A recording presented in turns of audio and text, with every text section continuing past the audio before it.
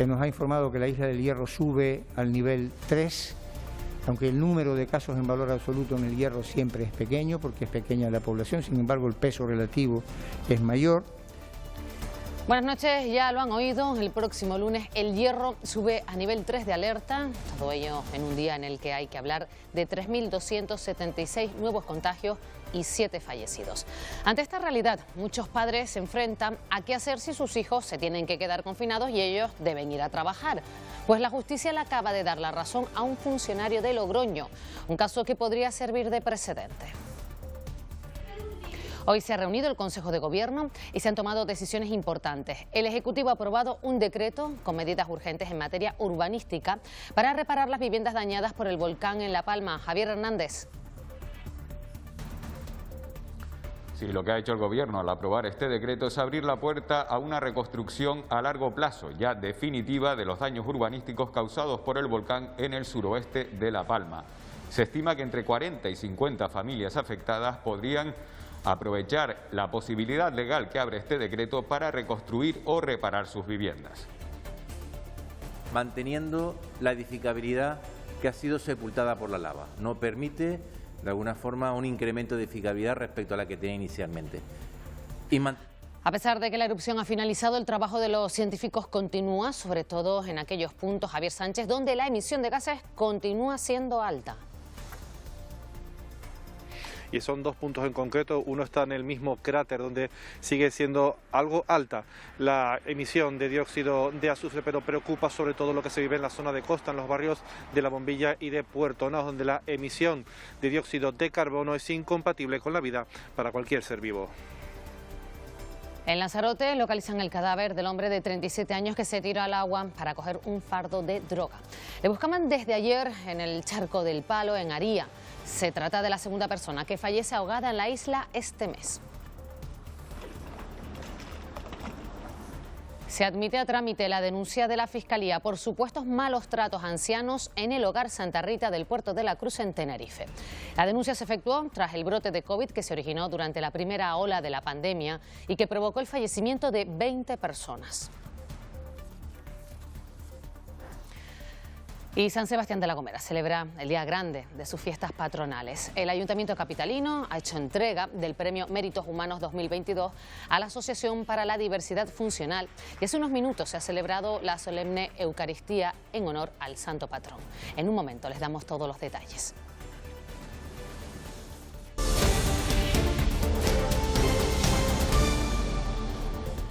Bueno, pues aquí lo tienen. A partir de este sábado, Gran Canaria y La Palma suben a nivel 4, donde ya estaba Tenerife. Fuerteventura, Lanzarote y desde el próximo lunes el Hierro estarán en nivel 3 y tan solo La Gomera seguirá en nivel 2. El Hierro pasa a nivel 3 de alerta a partir de las 0 horas del próximo lunes, es decir, la noche del domingo al lunes. El cambio se debe a esa evolución desfavorable de sus indicadores. La isla cuenta hoy 55 nuevos contagios y suma 281 casos activos en este momento. Se nos ha informado que la isla del Hierro sube al nivel 3, aunque el número de casos en valor absoluto en el Hierro siempre es pequeño, porque es pequeña la población, sin embargo el peso relativo es mayor. Es compatible que digamos que lo que parece avanzar es una cierta descarga de la presión sobre los centros de atención primaria. Canarias bate máximos históricos de muertos por COVID y además superamos al resto de comunidades. La mayoría de las personas fallecidas padecían patologías crónicas y no estaban vacunadas. Obesidad, hipertensión, cardiopatías, enfermedades renales e incluso todas a la vez dibujan el perfil de las personas que están falleciendo tras ingresar por COVID. La mayoría no estaba vacunada. Hemos visto un incremento de pacientes graves que ingresan en UBI y que fallecen. Son pacientes pluripatológicos no vacunados, con lo cual vacunarse protege frente a ingresar en UBI y consecuentemente fallecer. La duda es si vacunarse hubiera alargado su vida al margen de sus pluripatologías previas y más allá de los 66 años de media con la que se están produciendo estas muertes, pero en lo que sí coinciden los facultativos es en que la COVID no es ahora más mortífera. Estamos teniendo un número significativo de muertos, pero no porque el virus sea más letal, sino porque el nivel de infectados en la comunidad comunidad es altísimo. Cuando se produce la defunción de personas con COVID que padecían enfermedades crónicas, el protocolo es claro en Canarias. Cuando una persona fallece y a pesar de que tuviera otro tipo de patología, también tiene COVID, se le pone como causa de defunción el COVID. Canarias lleva días superando el umbral de la decena de muertos diarios. El número de personas que ingresan en los hospitales no ha parado de crecer en enero. El día 3 ingresaron 527, ayer 981, casi el doble. En cuidados intensivos, hace varios días que se superó el centenar de pacientes. La ocupación es de un 23% en el archipiélago. La mejor herramienta contra el virus sigue siendo la vacuna. Para facilitar el acceso a ella se ha puesto en marcha otro punto de vacunación masiva en Las Palmas de Gran Canaria, junto al pabellón deportivo de Pedro Hidalgo. Tiene capacidad para vacunar a 1000 personas al día y se puede acudir sin cita todos los días por la mañana y los fines de semana hasta las 6:30 de la tarde. A partir de 18 años en adelante, para administrar tanto dosis de refuerzo de tercera dosis como cualquier vacuna de cualquier dosis de la vacuna correspondiente. Y también estamos vacunando aquí a niños a partir de 5 a 12 años. Muchos padres y madres se enfrentan a qué hacer si sus hijos se deben quedar confinados y ellos tienen que ir a trabajar. Pues la justicia le acaba de dar la razón a un funcionario de Logroño que por cuidar a su hijo le descontaron esos días de sus vacaciones. Es un caso aislado, pero podría servir de precedente. El aumento de contagios en los centros educativos ha provocado que muchos padres se encuentren con la duda: ¿me ampara la ley si tengo que quedarme en casa cuidando a mi hijo? La respuesta es no. Tendrá que cogerse días o una baja médica si su doctor es flexible. El problema es que depende del médico de cabecera que te pueda tocar, y lo digo para bien o para mal, se puede portar mejor contigo o peor contigo diciéndote, bueno, pues te doy una incapacidad temporal durante un par de días para que tú puedas resolver este problema. Pero si en caso de que el facultativo diga, oiga, usted no le puede dar una baja porque no hay un motivo real para darle esta baja, pues ahí se viene el problema. La justicia de Logroño ha dado la razón a un funcionario que tuvo que quedarse en casa a cuidar a su hijo, que tuvo que hacer cuarentena. Le reconocen un permiso retribuido. Es un caso aislado, pero podría sentar precedentes.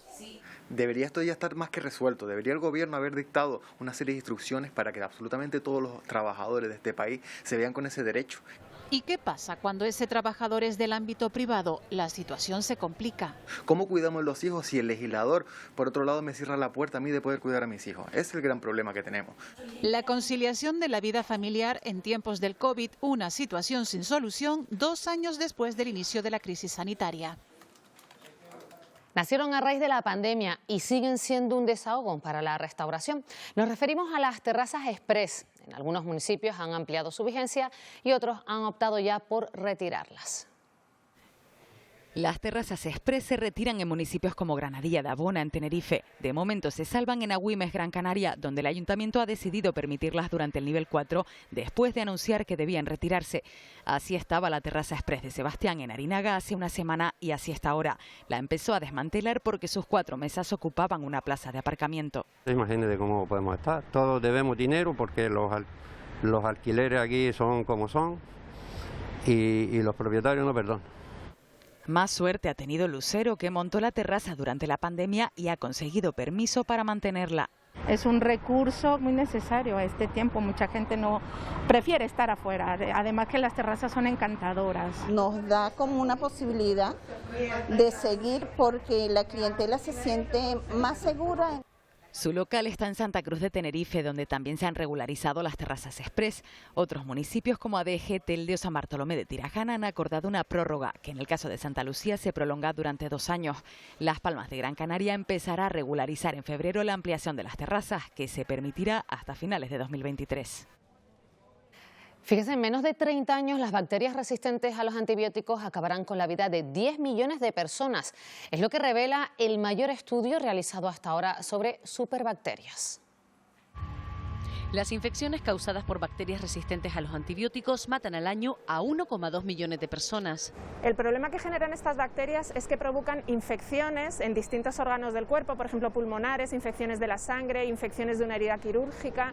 que son más difíciles de tratar, o neumonías también son más difíciles de tratar porque los antibióticos que usamos normalmente en primera línea no son eficaces, y entonces hay que ir buscando antibióticos cada vez más restringidos, el número de antibióticos a los que podemos acceder, y a veces llega un momento en el que prácticamente no tienes ninguno en el arsenal terapéutico. Las infecciones resistentes a antibióticos son la tercera causa de muerte a nivel global. El uso indiscriminado de estos medicamentos es consecuencia directa. Los antibióticos que se usan en la agricultura, los animales, la ganadería, la veterinaria, los humanos, en los hospitales, centros de salud, el propio paciente. Tomarlo exclusivamente cuando el antibiótico te lo ha prescrito un profesional sanitario, eso es muy importante, y después tomárselo el tiempo justo que le hayan dicho, ¿no? Las superbacterias están causando más muertes que la malaria, el SIDA o el cáncer de pulmón. El impacto es mayor en los países en vías de desarrollo.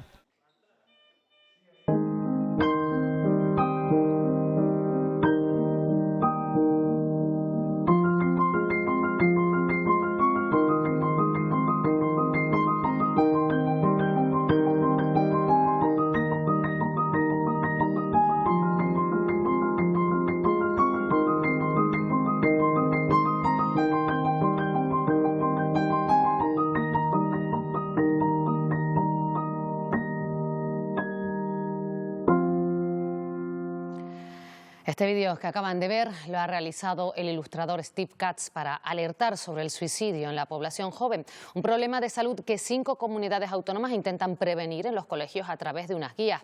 Canarias no cuenta con un plan específico en los centros escolares, pero es pionera en la gestión de las emociones con una asignatura que se imparte desde 2014 en la ESO.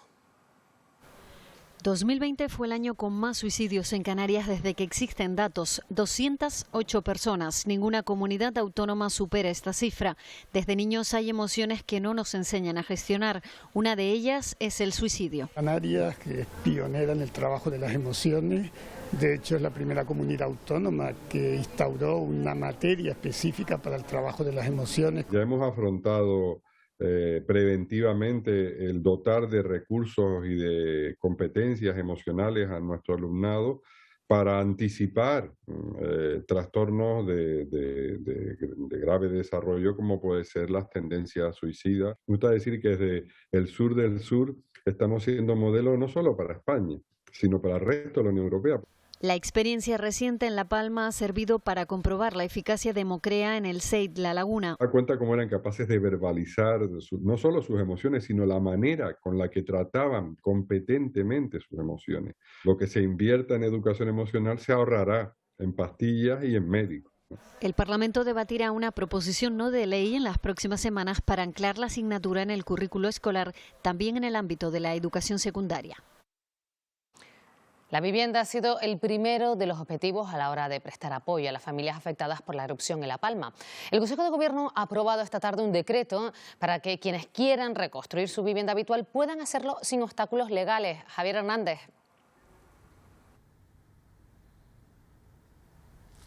Sí, el decreto que ha aprobado esta tarde el Consejo de Gobierno es de aplicación solo en los 3 municipios más afectados por el volcán en La Palma, es decir, en los Llanos de Aridane, en El Paso y en Tazacorte. Y este es un dato importante porque será el pleno de estos 3 ayuntamientos el que deberá dar el permiso definitivo para iniciar la reconstrucción de las viviendas. No se permitirá ni un uso ni una dimensión diferente a la del inmueble original que se pretenda sustituir. Se estima que entre 40 y 50 familias podrán acogerse a la vía legal que abre este decreto para iniciar la recuperación de sus viviendas en La Palma. El decreto aprobado por el Gobierno elimina dificultades legales para que quienes desean recuperar su vida en La Palma puedan hacerlo cumpliendo el primer requisito, contar con una vivienda. Es un paso donde ya hablamos de la reconstrucción y de empezar a habilitar viviendas definitivas. Todas las administraciones han contribuido a la elaboración del decreto en sus respectivos ámbitos. El proyecto de construcción debe ser aprobado por los plenos municipales de los 3 municipios afectados y evaluado previamente por sus técnicos. Son los servicios técnicos de los ayuntamientos los que tendrán que verificar que efectivamente se ajusta. Se ajusta desde el punto de vista que lo que se pretende reconstruir es igual o menor, igual a lo que ha quedado de alguna forma dañada por la erupción. Balbuena ha aclarado que en caso de inmuebles fuera de ordenación se limita su altura en función del tipo de suelo en el que se encuentre la parcela. Los espacios naturales protegidos quedan fuera del ámbito de aplicación del decreto. En La Palma han comenzado las obras para la creación de una pista provisional de tierra sobre las coladas en el camino San Isidro, en Tazacorte. Servirá para el paso de vecinos y regantes, pero también para el transporte de agua.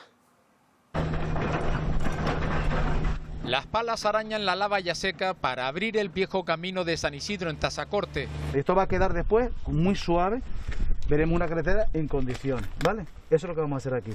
Las coladas alcanzan hasta los 20 metros de altura. Sobre ellas se establecerá un firme de tierra que avanzará en línea unos 200 metros.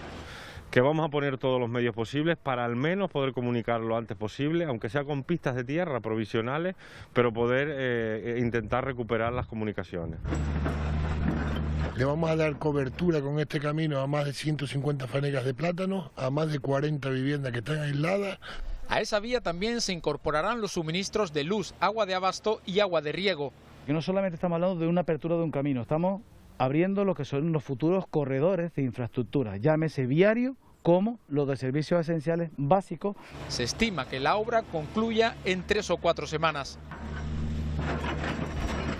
Y seguimos en La Palma porque hoy hemos querido conocer cómo instalan los científicos los medidores de gases en los barrios, Javier Sánchez, que aún siguen desalojados. Sí, porque sigue preocupando la situación que se está viviendo con respecto sobre todo al dióxido de carbono en esos entornos de La Bombilla y de Puerto Nos, que junto con el Remo son los 3 barrios de la zona entre Tazacorte y los Llanos de Aridane que siguen dentro de esa zona de exclusión. Y es que los valores de ese dióxido de carbono siguen siendo muy elevados y son incompatibles con realizar una vida normal en aquel punto. Es por ello que todavía siguen las personas de esos entornos evacuadas en diferentes puntos de la isla, pero también se monitorizan los trabajos en otro entorno fundamental, el propio cráter, donde el dióxido de azufre sigue manando. En este caso lo hace a unas 200 toneladas diarias, evidentemente ya alejadas de aquellas que se vivieron de 50.000 toneladas diarias cuando el proceso eruptivo estaba en su punto más álgido. Se trata de un estudio en profundidad de la emisión de dióxido de carbono en las zonas de La Bombilla y Puerto Naos. Estamos registrando valores realmente en algunas zonas, valores muy altos, valores que superan en algunos puntos en el aire inclusive un 20% de dióxido de carbono. Estamos hablando de muchísimo dióxido de carbono. Una de las razones también de instalar estas estaciones es ver cómo es la evolución de este dióxido de carbono en el tiempo, a ver si va disminuyendo con el tiempo, y también entender qué es lo que está modulando estos cambios, estos picos en que se están observando en la emisión de dióxido de carbono. Un trabajo que también se traslada a la zona del volcán. Nosotros seguimos emitiendo dióxido de azufre, estamos en un periodo de post-eruptivo, pero lo cual no significa la erupción ha acabado, por supuesto, pero sigue habiendo una emisión residual de gases, sigue habiendo emisión de dióxido de azufre, aunque en niveles bajos, y nosotros lo que estamos haciendo, siguiendo con la monitorización diaria de ese dióxido de azufre y también el muestreo regular de las fumarolas que hay dentro del cráter. A pesar de haber finalizado la erupción, los científicos continúan vigilando el volcán. A solicitud del Congreso, el Parlamento Canario ha emitido un informe favorable a una modificación del IGIC que afecta a nuestro régimen económico y fiscal. Se trata de un cambio para evitar una doble tributación en determinados servicios, algo que ya está regulado en el caso del IVA. El informe también incluye la petición impulsada por la oposición para que se prorrogue hasta finales de este año el plazo para materializar la reserva de inversiones de Canarias. Nueva Canarias y PSOE han dicho que este asunto no es objeto del informe, pero que lo apoyan, y sí Podemos ha votado en contra porque no está de acuerdo con las condiciones de esta herramienta fiscal. Optimismo para recuperar el turismo de cara al verano. Hoy se ha celebrado una segunda jornada de Fitur con ese objetivo, aunque la sexta ola de COVID siga marcando al sector. Ya se han ofertado más de 10 millones de plazas aéreas con destino a Canarias. 10,3 millones de plazas aéreas programadas para la época estival, de abril a octubre, lo que supone un crecimiento de un 3,7% más que en 2019. Por supuesto, van a seguir siendo nuestros principales mercados Reino Unido, con muchísima fuerza, Alemania y los nórdicos, pero también hay una apuesta importante por parte de países como Italia, Francia, Portugal, Austria e Islandia. Mercado que dependerá también de las medidas sanitarias. Si se relajan podrían sumarse más países. Pero miremos al mercado nacional. Nos salvó durante el 2021. Y uno de los objetivos fundamentales de Fitur es consolidarlo, con lo cual que espero que efectivamente en la temporada de verano también el mercado peninsular juegue un papel fundamental. La sexta ola está dejando datos inestables en este primer trimestre. Si queremos hablar de recuperación, tenemos que mirar ya al verano. Este verano próximo sí que es bastante probable que ya lleguemos a cifras, al menos de vuelos y de asientos, cercanas a las que había prepandemia. Y como objetivo en Fitur, que el 2022 sea la consolidación de la esperada recuperación. Quesos, gofio, aceite de oliva, sal marina y también, por supuesto, nuestros vinos. Porque Canarias puede venderse más allá de sus paisajes y su buen clima. Cada elemento que estamos utilizando está muy cuidado para que todo vaya en sincronización, en sintonía. Productos que llegan a Fitur y que han sido cabezas de medallero. Por ejemplo, este aceite de Fuerteventura, fresco y lleno de matices. Es una producción relativamente joven en Canarias. Piensa que en islas como Fuerteventura, donde su fuerza agrícola era el tomate o el aloe, pues los está un poco desbancando. O la sal marina, una producción local que avanza y además se acompaña de tradición. Tienen un patrimonio etnográfico, tienen una cultura, una tradición, un oficio, y hay que diferenciarla de lo que son salinas industriales. De lo local a lo internacional, porque comer en Canarias es también un lujo. Crece la tensión en la frontera entre Rusia y Ucrania. Estados Unidos cree que Putin prepara una invasión y le advierte de que si la lleva a cabo se enfrentará a consecuencias nunca vistas. Mientras tanto, Europa trata de buscar una salida diplomática. España ha ofrecido casas y adelanta el envío de 2 fragatas a la OTAN. Estas imágenes de satélite muestran a las tropas rusas desplegadas por toda la frontera con Ucrania, una imagen con la que Estados Unidos ve claro los preparativos para una invasión. Será un desastre para Rusia, es la amenaza que ha hecho Joe Biden a Vladimir Putin. Desde hace días, su secretario de Estado se reúne con aliados de la Unión Europea en busca de una salida diplomática y unidad. Si ocurre, responderemos con sanciones económicas y financieras masivas, ha dicho la presidenta de la Comisión Europea. España, por su parte, confía también en que la salida sea diplomática, pero ha anunciado que, como siempre, está colaborando con la OTAN. En este caso concreto se ha adelantado lo relativo a la salida de los buques, del cazaminas y de la fragata. También se está valorando la posibilidad de que haya un despliegue aéreo en Bulgaria. El presidente de Ucrania ha tratado de mandar un mensaje de tranquilidad al país. No entréis en pánico, mantened la cabeza fría, ha dicho. Desde Rusia niegan las acusaciones y culpan a Occidente de desestabilizar con amenazas y armando a Ucrania. Creemos que de ninguna manera contribuyen a calmar la tensión. Una respuesta que ha venido acompañada del anuncio de ejercicios militares en los próximos meses.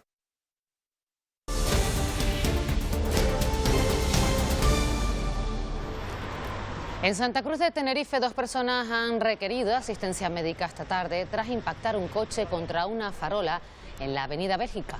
El accidente de tráfico se produjo cuando la conductora perdió el control del vehículo por causas que aún se desconocen. En Lanzarote han encontrado el cadáver del hombre de 37 años que se tiró al agua para coger un fardo de droga en el charco del Palo, en Aría. La embarcación de Emerland localizó esta tarde el cuerpo en la misma zona donde se lanzó al agua y lo han trasladado al muelle de Puerto Naos en Arrecife. Allí lo esperaban sus familiares. Se trata de la segunda persona que fallece ahogada en la isla este mes. Más de medio año peinando la costa de Granadilla, en el sur de Tenerife, con el objetivo de encontrar algún rastro del cuerpo de Francis. Este hombre cayó de su barco cerca de la costa en junio de 2020. Este rastreo lo hace un grupo de buzos que, después de más de 400 inmersiones, terminan la búsqueda sin éxito.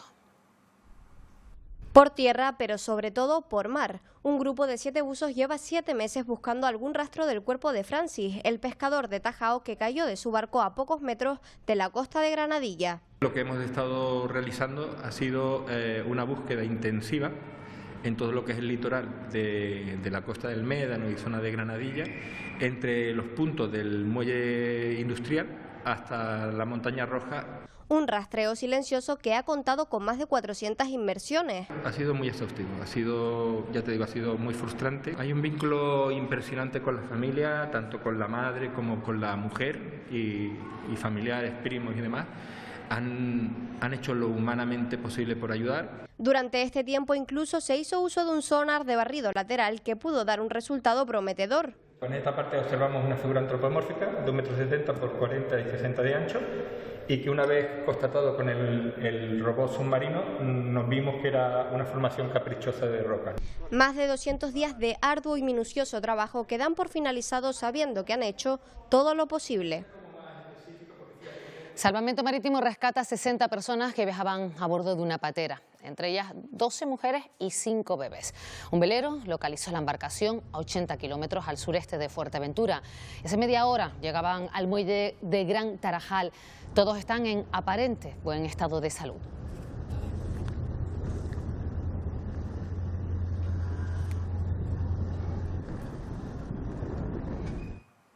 Se admite a trámite la denuncia de la Fiscalía por supuestos malos tratos a ancianos en el Hogar Santa Rita del Puerto de la Cruz en Tenerife. Una denuncia que se efectuó tras el brote de COVID durante la primera ola de la pandemia y que provocó el fallecimiento de 20 personas. El 17 de noviembre la Fiscalía denunciaba al Hogar Santa Rita del Puerto de la Cruz en Tenerife por supuestos malos tratos a los ancianos. Ahora el juzgado del Puerto de la Cruz, que ha admitido a trámite la denuncia, no descarta además la comisión de un delito de homicidio imprudente. Estos hechos se desencadenaron tras el brote de contagios de COVID durante la primera ola de la pandemia y que afectó a más de 150 residentes, 75 trabajadores y en el que murieron 20 personas. Fue entonces cuando el Hospital Universitario Nuestra Señora de la Candelaria se hizo cargo del cuidado de los mayores y ahí detectaron presuntamente casos de desnutrición, deshidratación y sarna. Así nos contaba el gerente en diciembre de 2020 lo ocurrido. Son 425 trabajadores diarios que entran y salen y la mala suerte pues ha querido que alguna incidencia pues no haya tocado. Se espera que en las próximas semanas comiencen las declaraciones. Recordemos que se trata del mayor centro geriátrico de Canarias con más de 700 plazas. Hoy se conmemora el Día Internacional de la Memoria del Holocausto y Prevención de Crímenes contra la Humanidad. El Parlamento de Canarias lo ha querido recordar con un acto en memoria de las miles de víctimas que sufrieron en los campos de concentración y que busca evitar que se vuelvan a producir estos actos de odio. Es un orgullo para nosotros que haya sido el Parlamento de Canarias quien haya acogido este evento, que es un evento de recordar a los que ya no están. En memoria de las personas cuya dignidad fue pisoteada y que acabaron masacradas en los campos de exterminio. Y en segundo lugar, para que esta atroz experiencia no vuelva a repetirse. En 11 meses, Casa Pastores en Gran Canaria contará con su nuevo centro sociocultural, un espacio ubicado en la antigua sede de la Asociación de Vecinos que fue demolida a finales de diciembre. Esta tarde, el presidente del Cabildo, Antonio Morales, junto al alcalde de Santa Lucía, Francisco García, han colocado la primera piedra del nuevo edificio. Se trata de un espacio de 600 metros cuadrados en el que se instalarán las sedes de distintos colectivos y donde se podrán realizar actividades sociales y culturales. La construcción cuenta con un presupuesto de 741.000 euros financiados por el Cabildo. Se requiere el esfuerzo de todos y el cariño, que esta primera piedra sea el compromiso social por lo comunitario. Un espacio que viene a cubrir las necesidades de dotación del tejido asociativo del pueblo y que esperamos se convierta en una referencia en nuestro municipio. Me gustaría que el nuevo edificio herede esa condición de propiedad comunitaria, vecinal y cívica. El Hierro cuenta ya con 6 estaciones meteorológicas que servirán para controlar el cultivo de la vid en diferentes zonas. Una herramienta que permite hacer un seguimiento de las producciones que se convertirán en los futuros vinos de la isla. Tenemos 6 estaciones distribuidas por toda la isla, por los 3 municipios de la isla, en función de la altitud y de los microclimas que hay en cada ladera incluso, ¿no? Son sistemas autónomos funcionan con placas solares y nos permiten una autonomía de 10 días. Una herramienta más para seguir el estado de salud de la materia prima de los vinos del Hierro. Con estas estaciones se registran datos meteorológicos, incluso para prevenir enfermedades como las que causan los hongos. Esta previsión con 5 días de antelación nos permite utilizar muchas veces productos preventivos antes que sistémicos o de contacto, que son más invasivos, tanto para la planta como para el fruto. Y con la unión de la naturaleza y la tecnología se le dará forma a este proyecto que llegará también hasta los viticultores. Que podamos llegar a la mayor cantidad de viticultores y lo antes posible, que es la razón de ser de las estaciones. Una iniciativa del Consejo Regulador del Hierro con el apoyo de los 3 ayuntamientos de la isla.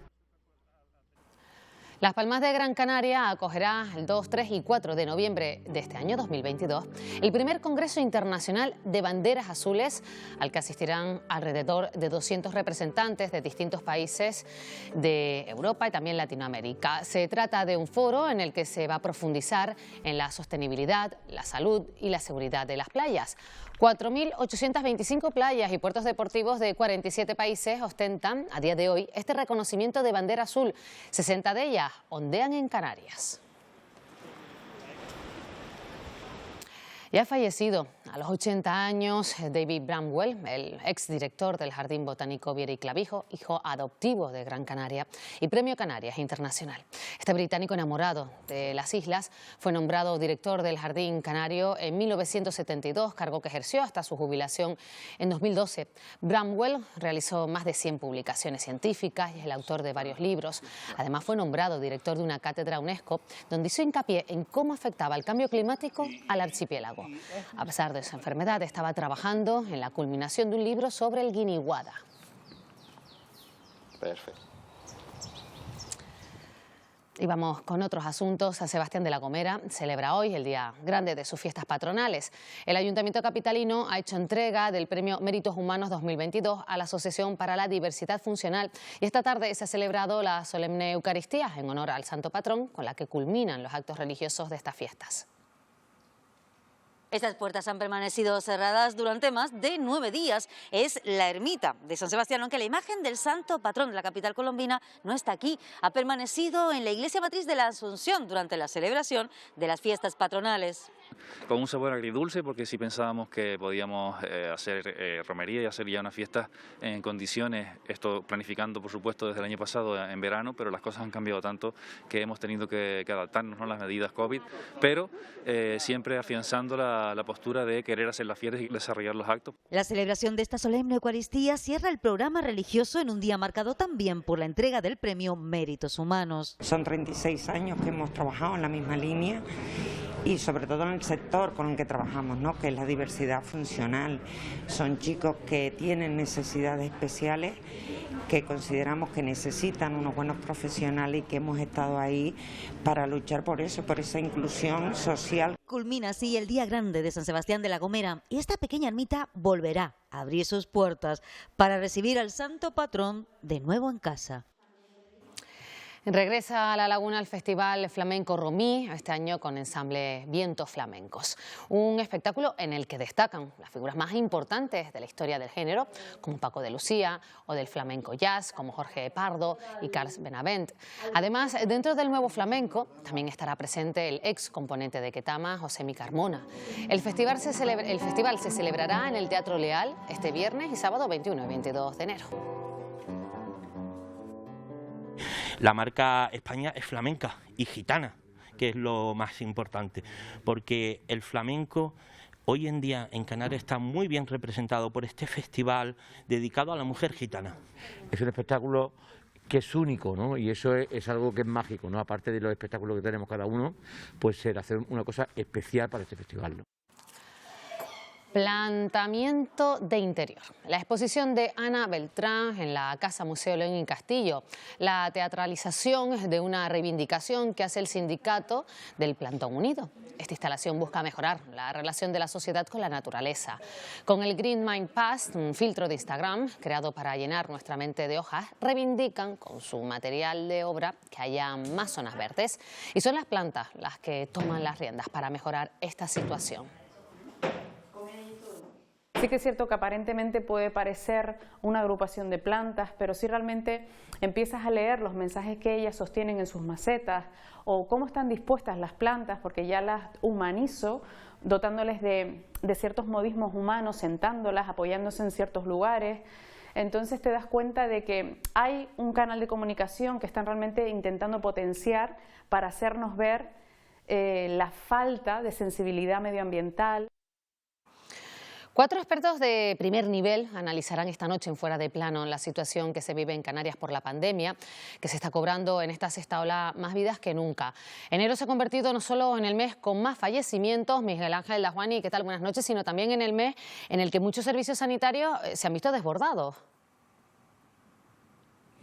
La razón de este colapso, Pilar, muy buenas noches, es la alta contagiosidad de la variante Omicron. Está saturada la atención primaria a pesar de las medidas que se han tomado. Están saturadas las urgencias hospitalarias. Hay ciudadanos que duermen entre 4 y 5 días, fíjense, en los pasillos de algunos de nuestros hospitales. Y el aumento de esa presión asistencial está obligando a suspender algunas operaciones y a desviar a pacientes no COVID a centros privados para poder atenderlos como Dios manda. Ese es el panorama actual y al que hay que buscar soluciones. Hoy vamos a analizar toda esa situación con nuestra mesa de expertos y vamos a profundizar además en esa polémica que se ha abierto sobre si es conveniente ponernos la tercera dosis de la vacuna o si con las 2 primeras es suficiente para protegernos contra el COVID. Para que el programa sea completo, hemos preparado también un reportaje centrado en las superbacterias, bacterias poco conocidas que matan cada año a 1.200.000 personas en todo el mundo. Más que la malaria, más que el SIDA y más incluso que muchos cánceres. ¿Saben lo peor de todo? Que buena parte de culpa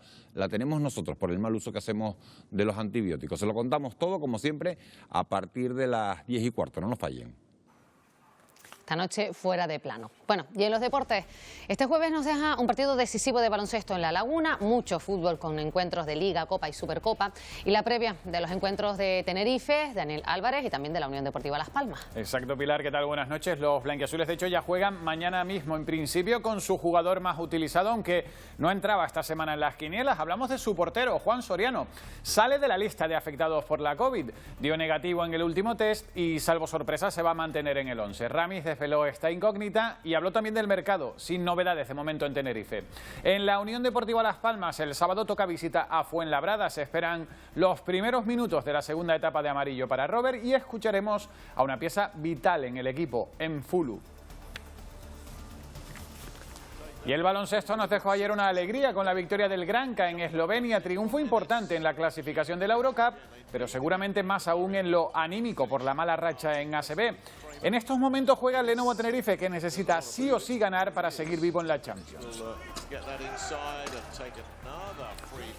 Nos iremos en directo hasta el Santiago Martín. Hablaremos también de la Supercopa femenina porque tenemos finalistas. La Copa del Rey, donde el Real Madrid ha estado a punto de caer eliminado. Y encima nos vamos a la India porque ahí hay varios futbolistas canarios. Venga, enseguida estamos contigo, Dani, y nos das todos los detalles de la actualidad deportiva. Bueno, hoy seguimos también hablándoles nosotros pues de malas condiciones meteorológicas, porque en Gran Canaria, por ejemplo, continúa esa calima, el mal estado de la mar. En algunas playas del sur de la isla ha ondeado hasta la bandera roja, que nos advierte de ese peligro de bañarnos en el mar en esta situación.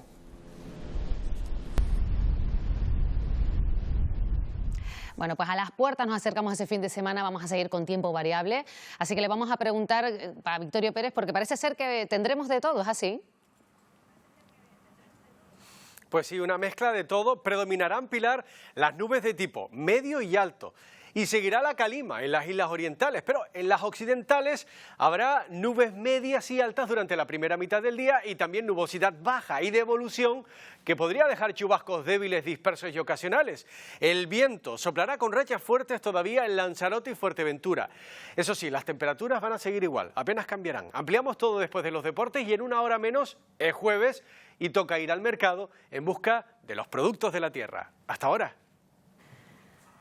Pues en unos minutos nos vamos al mercado con los compañeros de Una Hora Menos. Pero antes, déjenme contarles que Javier Camarena, que es considerado uno de los mejores tenores del mundo, actúa hasta ahora en el Auditorio Alfredo Kraus de Las Palmas de Gran Canaria en el marco del Festival Internacional de Música de Canarias. Un artista reclamado en todos los escenarios mundiales por la elegancia de su voz y su virtuosismo natural. El público canario tendrá la oportunidad de volver a escucharlo este domingo en el Auditorio de Tenerife. Nosotros nos vamos con su voz. Llegan los deportes con Daniel Álvarez. Pueden seguir también informados en nuestra página web y redes sociales. Gracias por acompañarnos. Que pasen una buena noche.